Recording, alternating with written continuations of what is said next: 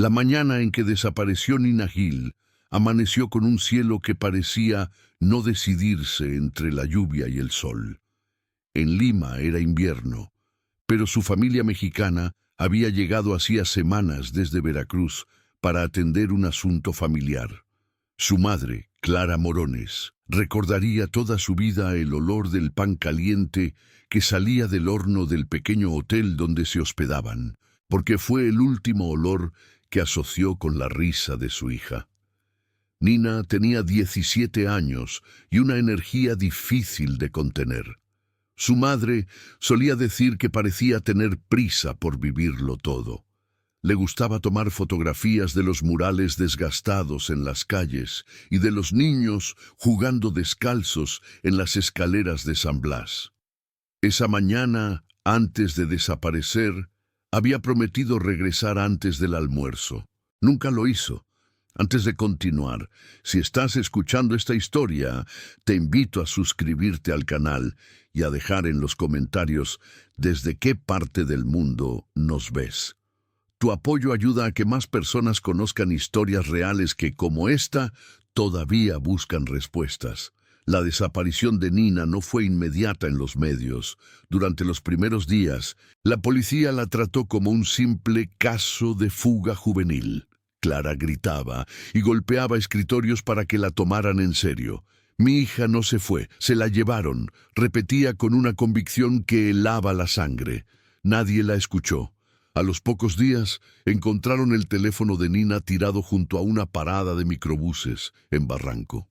Las últimas llamadas registradas eran de un número local sin identificar. Clara viajó de comisaría en comisaría con esa pista, pero nadie hizo más que anotarlo en un papel arrugado. Cuando regresó a México sin su hija, todo su entorno se había derrumbado. Su esposo dejó de hablarle, los amigos dejaron de visitarla y su casa se convirtió en un altar de fotografías y velas. Transcurrieron 11 años. En 2022, Clara vivía en Jalapa, Veracruz, donde trabajaba como auxiliar de cocina en una escuela primaria. Apenas hablaba de Nina, aunque en su corazón mantenía una llama encendida. Una noche de octubre, mientras limpiaba los utensilios después del turno, una compañera le mostró un video en Facebook. Era una transmisión en vivo desde un penal femenino en el Estado de México. Mira, estas internas hacen transmisiones para vender artesanías, le dijo su compañera entre risas. Clara miró fugazmente la pantalla y el mundo pareció detenerse. Entre un grupo de mujeres detrás de barrotes, una de ellas reía frente a la cámara, con el cabello más corto, los labios pintados y una mirada distinta, pero inconfundible. Era Nina. Clara soltó el trapo que tenía en las manos. La imagen pixelada se desvaneció cuando el video cortó la conexión, pero ella la había visto. Su hija estaba viva y estaba en una prisión mexicana. Durante los días siguientes, Clara intentó encontrar el video sin éxito. Los directos se eliminaban al poco tiempo y sus compañeras creyeron que había sido una confusión. Pero Clara, con la memoria de una madre, podía recitar cada gesto de esa sonrisa. A partir de entonces, comenzó su segunda búsqueda, más difícil que la primera. Entender cómo su hija había pasado de desaparecer en Lima a aparecer tras las rejas en México. Su primera parada fue el penal de Nezahualcóyotl. Fingió ser una voluntaria interesada en el programa de reinserción social. Los guardias la miraron con extrañeza, pero lograron darle información general. Varias internas participaban en transmisiones en redes para promocionar productos hechos a mano, controladas por personal externo. No tenían acceso libre a Internet. A Clara le temblaron las manos. Eso significaba que el video no pudo recibirse sin la complicidad de alguien afuera. Esa noche, en un cuarto barato cerca de la terminal, escribió en su cuaderno 3 palabras. Nina no está muerta. Luego, debajo, una pregunta. ¿Quién la controla? La búsqueda la llevó a Ciudad de México, al Instituto Nacional de Migración. Nadie supo darle razón. Si Nina había ingresado al país sin documentos, oficialmente no existía. Clara entonces recordó algo. Meses después de la desaparición, un periodista limeño mencionó la posibilidad de una red de tráfico de mujeres jóvenes trasladadas clandestinamente a zonas fronterizas. En aquel momento, la familia no quiso creerlo. Ahora, 11 años después, esa idea cobraba sentido. Pasaron semanas. La rutina de estaciones, archivos y negativas se convirtió en su nueva vida. En noviembre, cuando ya el cansancio amenazaba con quebrarla, recibió una llamada anónima. Una voz de hombre, pausada, le dijo: «Si quiere encontrarla, deje de preguntar en oficinas. Busque en Tenancingo». Tenancingo, en el estado de Tlaxcala, era conocido por un secreto a voces. Ahí operaban grupos dedicados desde hace décadas a la trata de mujeres. Clara sintió el estómago apretarse. Al llegar al pueblo, notó un ambiente pesado. Los hombres observaban a las forasteras con recelo. Rentó una habitación discreta y empezó a preguntar en el mercado y en los talleres.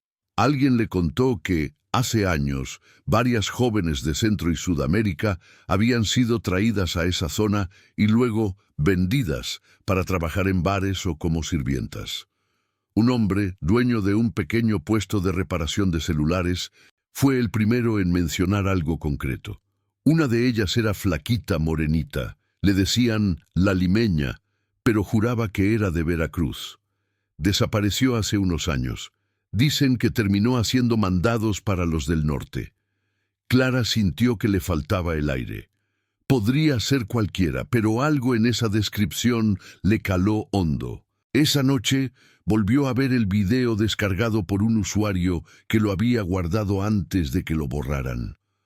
Congeló el rostro de Nina, amplió la imagen y notó un detalle que nadie más habría percibido. Una pequeña cicatriz sobre la ceja izquierda, la misma que tenía desde niña cuando se cayó de la bicicleta frente a casa. Con esa prueba en su teléfono, regresó al penal al día siguiente exigiendo una entrevista con la dirección. Tras largas horas de espera y varios rechazos, un guardia apiadado le aconsejó contactar a la periodista local Mónica Tapia, conocida por investigar casos de abusos en el sistema penitenciario. Mónica aceptó escuchar su historia. Juntas revisaron las grabaciones de las transmisiones del penal. En una de ellas, registrada desde el Centro Femenil de Readaptación Social de Chalco, apareció nuevamente la mujer que Clara afirmaba ser su hija. Pero el nombre en el registro penitenciario no correspondía. Figuraba como María de los Ángeles Herrera. Detenida por robo agravado en 2020. Puede ser una identidad falsa, dijo Mónica impresionada. Pero si esto es cierto, alguien tiene mucho interés en ocultarla. La periodista publicó una nota discreta, apenas sugiriendo que una mujer podría haber sido víctima de tráfico entre Perú y México. A los 3 días, Clara recibió un mensaje intimidatorio en su teléfono. Deje de buscar. A su hija no la quiere meter en más problemas, ¿verdad? Su cuerpo tembló, pero no se detuvo. Si algo había aprendido en 11 años, era que el miedo solo sirve a los que mandan en la oscuridad. Decidió infiltrarse en una de las asociaciones que ofrecían talleres a las internas. Fingió ser catequista y logró acercarse al grupo del penal de Chalco. La primera vez que vio a Nina frente a frente, el tiempo pareció romperse. Su hija estaba más delgada. Las manos temblaban mientras pintaba una figura de barro. Pero cuando Clara intentó acercarse, una custodio la detuvo. Ella apenas alcanzó a susurrar «Nina», antes de ser retirada del patio. Esa noche, en el cuarto de huéspedes donde se hospedaba, Clara lloró en silencio. Sabía que su hija estaba viva, pero no recordaba quién era. O quizás sí, pero había alguien detrás vigilándola. Las calles de Chalco amanecían cubiertas por una neblina densa que se mezclaba con el olor del pan recién horneado. Clara Morones se había acostumbrado a levantarse antes del amanecer, no porque durmiera poco, sino porque su mente no la dejaba descansar. Desde aquel encuentro fallido con su hija en el penal, pasaba las madrugadas planeando cómo hablar con ella sin ponerla en riesgo. Sabía que todo dentro de esa cárcel estaba controlado, no solo por las autoridades, sino por una red más grande, una que se extendía más allá de los muros. Lo había notado en las miradas de las custodias, en los silencios prolongados cuando mencionaba el nombre María de los Ángeles Herrera.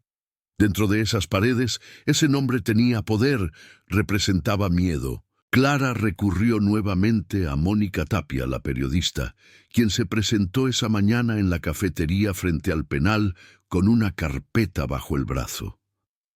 «Estuve revisando los antecedentes de las internas», dijo en voz baja. «Lo de María de los Ángeles no encaja. No hay huellas registradas en el sistema antes de 2019 y el expediente médico fue agregado a mano. Algo muy inusual». «¿Qué significa eso?», preguntó Clara con un nudo en la garganta. «¿Que alguien la metió al penal deliberadamente con una identidad fabricada?» Antes de continuar, si esta historia te tiene con el corazón encogido, suscríbete al canal y cuéntanos desde dónde nos estás escuchando. Tu comentario ayuda a mantener vivas estas historias de búsqueda y esperanza.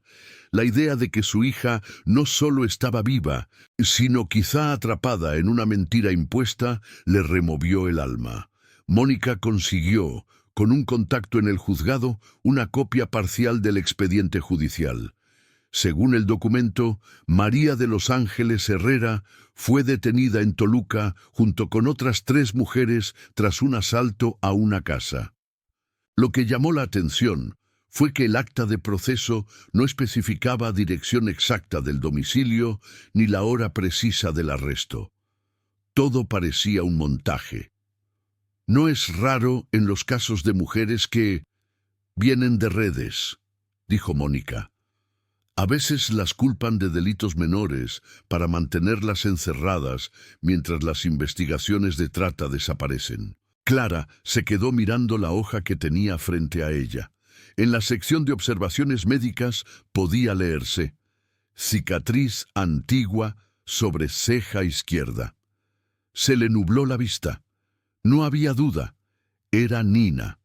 Esa noche regresó al cuarto que alquilaba cerca del mercado y escuchó de nuevo los audios que guardaba desde 2011. Mensajes de voz que Nina le enviaba desde Lima. «Mamá, mira estas calles. Son tan coloridas. Te compro un regalo».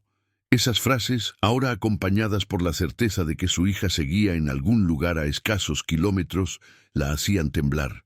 Tomó valor y volvió al penal con una petición formal para hablar con María de los Ángeles. Mintió, diciendo que era su tía. Le pusieron 1000 trabas, pero al fin obtuvo una aprobación para una visita supervisada de 10 minutos. Cuando la trajeron, Clara apenas reconoció a la joven de rostro cansado que se sentó frente a ella, separada por un vidrio grueso. «Nina», dijo en voz baja. La mujer alzó la vista. Sus ojos se posaron en los de Clara con una mezcla de confusión y miedo.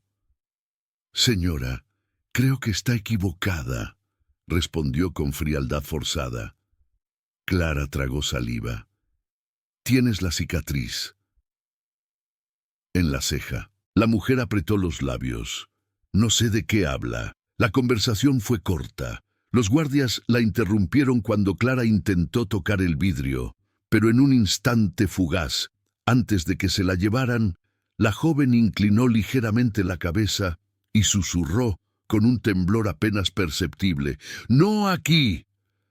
Aquellas 2 palabras fueron como un pedazo de pan lanzado a alguien que se ahoga. Clara entendió que Nina sí la recordaba, pero no podía reconocerla sin ponerlas en peligro a ambas. Decidió entonces moverse con cautela. Contactó a una exinterna del penal que había salido recientemente y ofrecía entrevistas para ONGs. Se llamaba Leticia. En una cita en un parque de Ixtapaluca, Leticia le explicó: esa chava, la de los videos, la llaman limeña. Dicen que no puede salir porque sabe cosas de los tipos que manejan las transmisiones desde afuera. ¿De qué tipos hablas? Gente que trafica con mujeres, usan las cárceles para lavar dinero, pagan a guardias, cambian identidades. Algunas hasta creen que están ahí por culpa suya, pero en realidad las metieron para callarlas. Clara escuchó en silencio. La voz de Leticia sonaba quebrada, como si cada palabra la devolviera a los pasillos húmedos del penal. ¿Crees que esa limeña podría ser mi hija? Leticia la miró fijamente. Si lo es, tenga cuidado, porque si la reconocieron viva después de tanto tiempo, alguien no va a querer que salga. Esa advertencia se le quedó marcada. Decidió entonces recolectar pruebas, pero sin denunciar oficialmente. Mónica la ayudó a obtener copias de informes de internos falsos. En varios casos aparecían mujeres con historias truncas, supuestamente reincidentes, pero sin registro previo. Era un patrón. Uno de los nombres vinculados a los talleres y transmisiones del penal era Fundación Esperanza Mujeres Libres AC. Clara rastreó la dirección hasta un pequeño despacho en Polanco, Ciudad de México. Allí la recibieron amablemente, hasta que mencionó la cárcel de Chalco. Todo cambió. Un hombre alto, con traje oscuro, se acercó y le preguntó abruptamente qué relación tenía con una interna. Ella murmuró un nombre al azar y salió antes de que la retuvieran. Horas más tarde, Mónica le envió un mensaje escrito a mano en una servilleta. Te siguen. No te quedes en el mismo sitio 2 noches. Dutu, en Xalapa, Clara no tenía a quién avisar. Su exmarido había rehecho su vida. Su familia, cansada de su obsesión, creía que deliraba. Pero lejos de desistir, la certeza de estar tan cerca la mantenía en pie. Pasó las semanas siguientes moviéndose entre casas de huéspedes mientras armaba un plan para sacar a su hija de esa prisión. Fue Leticia quien le dio el contacto de una abogada dispuesta a escuchar. Laura Beltrán, defensora de derechos humanos. Laura, al oír toda la historia, aceptó revisar el expediente. Esto huele a encubrimiento, dijo después de varias revisiones. Podemos pedir una prueba de ADN si tienes pruebas suficientes de parentesco. Clara mostró una foto vieja de Nina, de cuando era niña en Veracruz. Luego, una copia de su acta de nacimiento. Laura aceptó presentar la solicitud, aunque advirtió que tardaría semanas.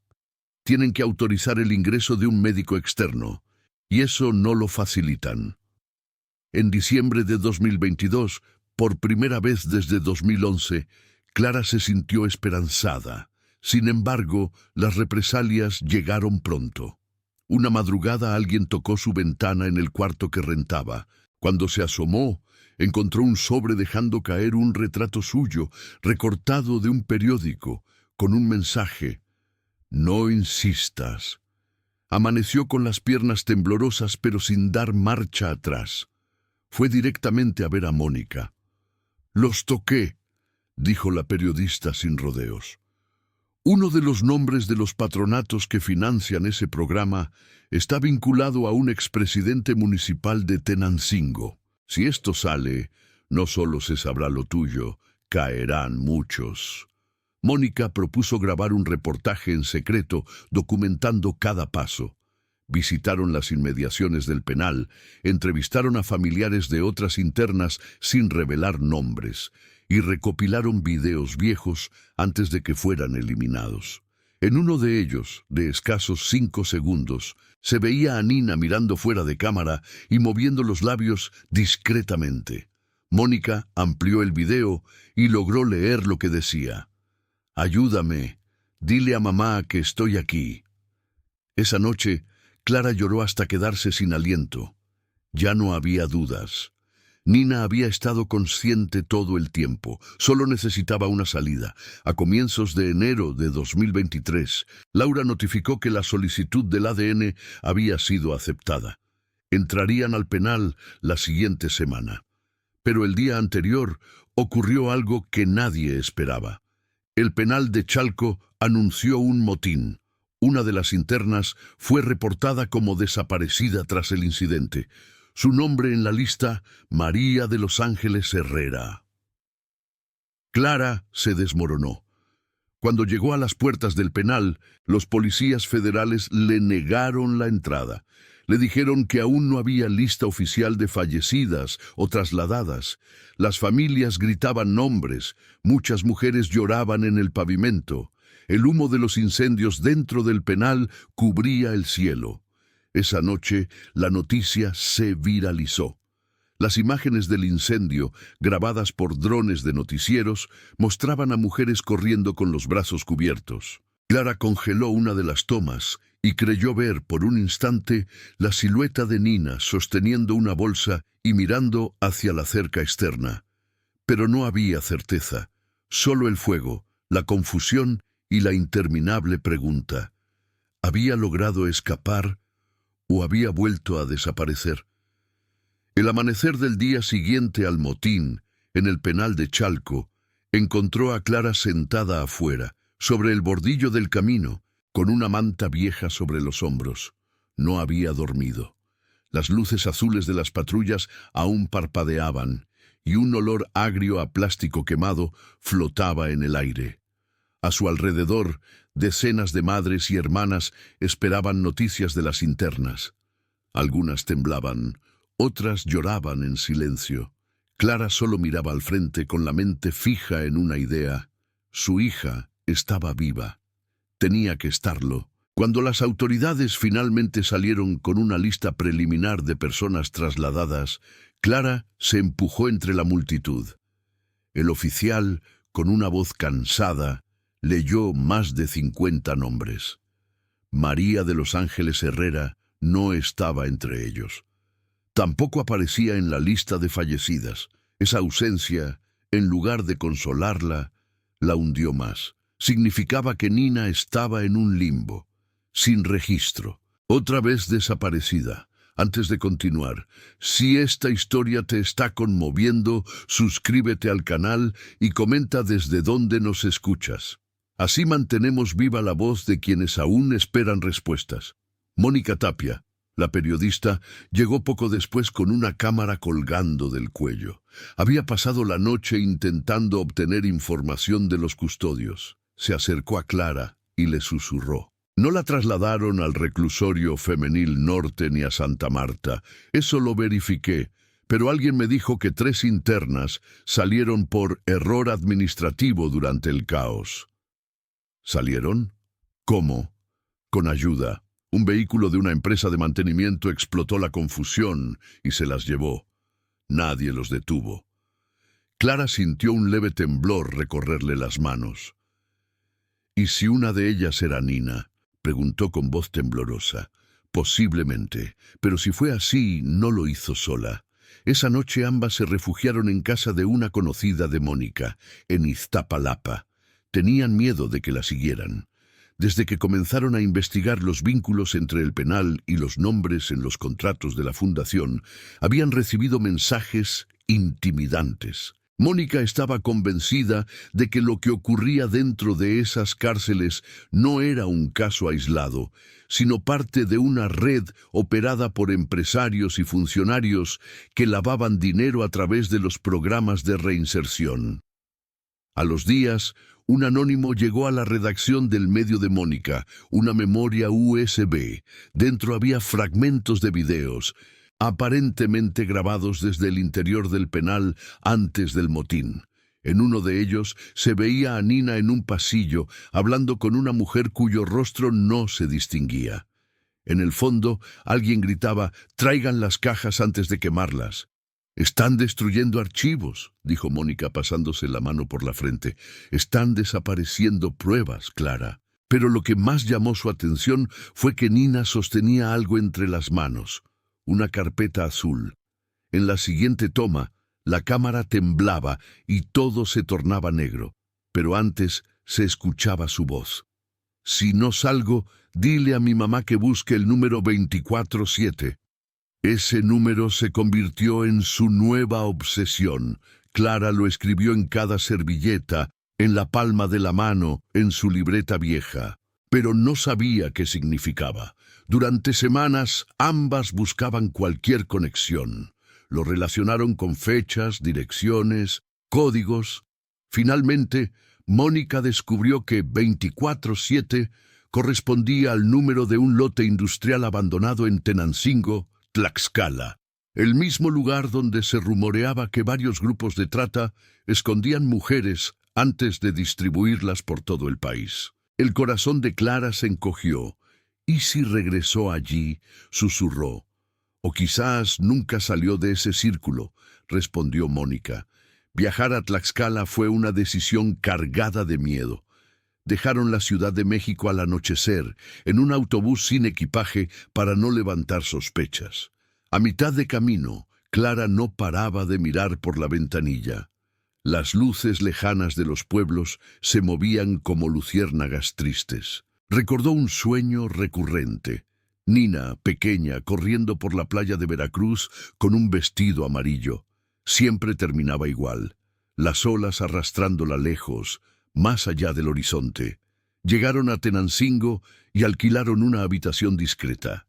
De día, el lugar parecía tranquilo, lleno de puestos de barbacoa y talleres de costura. Pero Mónica le había advertido. De noche, las calles eran otra cosa. El miedo se palpaba en el aire. Al día siguiente, buscaron el lote marcado 24-7. Era un almacén viejo, con las paredes ennegrecidas por el tiempo. La puerta lateral tenía un candado oxidado. Mónica, temblando, sacó una palanca que había traído escondida. «Solo un vistazo rápido», dijo. Empujaron con fuerza y la puerta cedió con un chirrido metálico. Dentro, el olor era denso, mezcla de humedad y aceite. Clara encendió la linterna y apuntó alrededor. Había mesas rotas, fotocopias tiradas y montones de papeles chamuscados. En una esquina, una caja intacta con el sello de Programa de Reinserción Social Femenina. Abrieron la caja y hallaron carpetas con nombres y fotografías de varias mujeres, muchas con nacionalidades distintas, hondureñas, guatemaltecas, peruanas. Entre ellas, una hoja arrugada con un nombre en tinta azul, Nina Gil Morones. Clara se quedó paralizada. Las lágrimas corrieron antes de que pudiera contenerlas. «Aquí estuvo», murmuró. En la parte inferior de la hoja, un sello borroso indicaba «Traslado 09-2020». Abajo, una firma ilegible, J.L. Vázquez. Mónica sacó su teléfono y comenzó a grabar. «Este nombre lo he visto antes», dijo ella. Vázquez era el director adjunto del penal. Lo retiraron oficialmente en 2021, pero parece que sigue moviendo hilos. Sonaron motores afuera. Las luces de 2 camionetas blancas se reflejaron por la rendija del portón. Las mujeres se miraron con pánico. «Nos encontraron», dijo Mónica. Apagaron las linternas y se escabulleron por una puerta lateral que daba a un callejón cubierto de cajas. Corrieron sin mirar atrás hasta llegar a una zona de casas bajas. Desde ahí vieron cómo los autos se detenían frente al almacén. 3 hombres bajaron con linternas y armas cortas. «Llegamos tarde», escucharon decir a uno. Esa noche no regresaron al cuarto. Tomaron un autobús hacia Puebla, donde una colega de Mónica las escondió temporalmente. La periodista envió copias de los documentos a colegas internacionales por si algo les pasaba. Sabía que estaban tocando intereses pesados. En los días siguientes, Clara apenas podía articular palabras. La idea de que Nina había estado encerrada, controlada, usada como una pieza dentro de un sistema corrupto, la consumía. Pero en medio de esa angustia, algo la sostenía. Ahora tenía pruebas reales. Su hija existía en esos registros. No era una visión, No era locura, era un nombre en un expediente, una cicatriz que coincidía, una verdad escrita en papeles manchados. Una tarde, mientras estaba sola, su teléfono sonó con un número desconocido. Contestó con voz débil. «¿Señora Clara?», preguntó una voz femenina con acento extranjero. «¿Quién habla?». «Soy Alondra. Estuve con su hija en Chalco. Ella se fue el día del motín. No puedo hablar mucho. Solo quería decirle que tenía miedo, pero también esperanza. Me pidió que le dijera esto. Nos veremos en la Terminal del Norte cuando sea seguro». Clara se quedó muda. «¿Terminal del Norte? ¿De quién hablas? ¿Dónde está ahora?». Pero la llamada se cortó. Corrió con Mónica y le contó todo.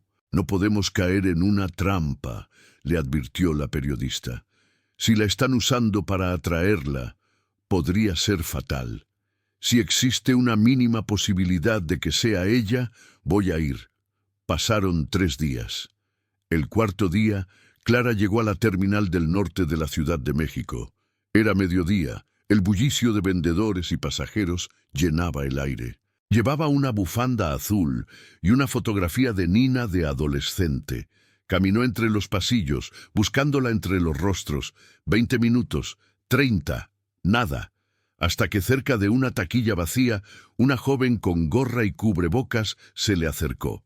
«¿Usted es la señora Morones?», preguntó apenas en un susurro. Clara asintió. La joven alzó apenas los ojos. Eran idénticos a los de Nina. Clara dio un paso adelante, pero una mano invisible la detuvo. Detrás de la chica, un hombre observaba desde lejos, con un teléfono en la oreja. La joven le entregó un sobre. «No puedo quedarme. Lea esto. Y no busque más». Corrió entre la multitud y desapareció antes de que Clara pudiera reaccionar. Dentro del sobre había una carta escrita a mano. Reconoció la caligrafía, esa mezcla de letras redondas que Nina tenía desde niña. «Mamá, no puedo volver aún. Hay cosas que debo arreglar. No todo es como parece. No confíes en nadie del penal ni en los que te ayudan. Hay un video que prueba todo. Búscalo donde empezó todo. Lima, 2011. Te amo». Clara apretó el papel contra su pecho. La gente pasaba a su alrededor, ajena a su mundo que volvía a cambiar. Su hija estaba viva, pero la historia aún no había terminado. Y lo más estremecedor, Nina no solo estaba huyendo de los que la habían secuestrado, sino de quienes fingían rescatarla. El boleto de avión que sostenía Clara temblaba entre sus dedos. En 11 años no había vuelto a Lima. El simple nombre de la ciudad le revolvía el estómago, como si el aire húmedo de aquel invierno de 2011 aún la esperara en el aeropuerto con el olor penetrante del miedo y la culpa. Pero ahora tenía una misión: descubrir qué había querido decir Nina con «busca donde empezó todo». Mónica insistió en acompañarla. No podía permitir que viajara sola, no después de todo lo que habían descubierto. Así, en marzo de 2023, ambas aterrizaron en una Lima envuelta en neblina, gris y ruidosa, justo como Clara la recordaba. Tomaron un taxi hacia Barranco, el barrio donde había desaparecido su hija. A medida que pasaban las calles, cada muralla pintada, cada esquina, le devolvía recuerdos que dolían como heridas recién abiertas. Antes de profundizar en lo que encontró Clara, te invitamos a suscribirte al canal y dejar un comentario con tu ciudad. Este tipo de historias merecen ser escuchadas porque muchas madres siguen buscando, incluso cuando el mundo ya las dio por vencidas.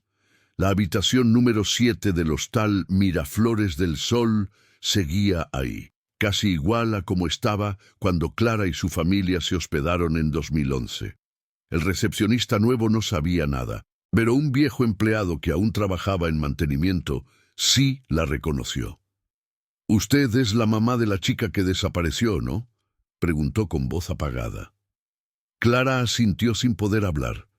El hombre bajó la mirada. «Esa historia nunca se olvidó por aquí. Dicen que unos tipos venían cada 2 o 3 días a preguntar por otras chicas también. Algunos trabajaban para una casa que organizaba sesiones de fotografía para estudiantes de arte. Era mentira, claro. Clara sintió que algo en su pecho se desgajaba. ¿Recuerda dónde quedaba esa casa? Por el malecón, Avenida Grau, número 247. Mónica levantó la vista y se congeló. 24/7. Susurró. El corazón de Clara latió más rápido. El número que Nina había mencionado antes del motín. No era un lote en Tlaxcala, era la dirección exacta en Lima, donde todo había comenzado. Fueron a pie hasta el lugar. Era una casa colonial, pintada de azul deslavado, convertida en una especie de taller artístico. En la pared, un letrero nuevo. Fundación Luz del Norte, Programa de Arte y Oportunidad Juvenil. Pero la fachada, las ventanas, la ubicación, todo coincidía con las fotos antiguas que Clara conservaba del viaje. Un guardia le cerró el paso, pero Mónica enseñó su acreditación de periodista mexicana. «Queremos hablar con el encargado del taller», dijo. Mientras esperaban, Clara se asomó discretamente por una rejilla y vio, en la parte trasera, un mural cubierto por pintura fresca. Pero algo sobresalía. Debajo de la capa blanca se alcanzaban a distinguir manchas rojas y la silueta de una palabra apenas visible: Nina. Cuando el encargado salió, era un hombre de acento mexicano. Se llamaba Joaquín Larios y decía representar a una ONG asociada con entidades de reinserción social en México. Mónica sintió una corriente helada. Ese tipo le resultaba familiar. «¿Usted trabajó antes en el sistema penitenciario mexicano?», preguntó. El hombre sonrió ladeado. «Digamos que colaboramos con distintos países». La charla fue tensa. Todo en el lugar olía a montaje. Clara fingió entusiasmo por los proyectos artísticos y aceptó una visita guiada por el patio trasero. Allí, Mónica aprovechó para tomar fotografías escondidas. Entre los objetos del taller había una mesa llena de papeles administrativos con sellos mexicanos. Al alcanzarlos de reojo, distinguió el mismo logo que habían visto en los documentos de Tenancingo: Fundación Esperanza Mujeres Libres A.C.